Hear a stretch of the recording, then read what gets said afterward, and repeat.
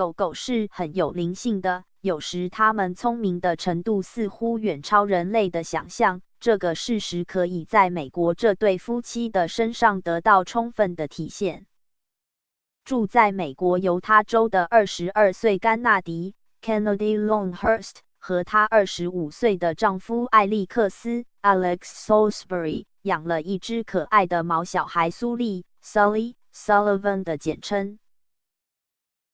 近日当甘纳迪回家吃午餐时，发现苏丽不断发出像是咳嗽、噎到的奇怪声音，担心的她马上打电话给老公，而艾利克斯当下也马上请假回家。之后苏丽虽然不断发出这种怪声，可是却看起来很健康的在家里摇着尾巴跑来跑去，让甘纳迪与艾利克斯整个下午都不敢松懈，不断观察她的状况和上网寻找其他狗狗有没有这样的症状。虽然晚上看起来苏丽已经好转，可是到了第二天早上，艾利克斯又在发出这样的奇怪咳嗽声了。担心的两人将苏丽带去看兽医，原本兽医以为这可能是严重的犬舍咳 kennel cough， 可是经过检查之后发现苏丽的身体很健康，于是开了一些抗生素给她，嘱咐两人观察苏丽有没有发烧或其他症状，就让他们回去了。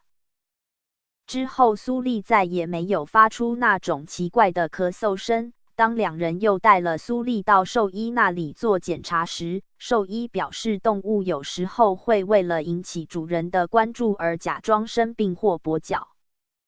两人经过讨论之后，认为苏丽是为了想要得到他们的关注，才故意做出一些不一样的动作，好让主人们请假陪着她。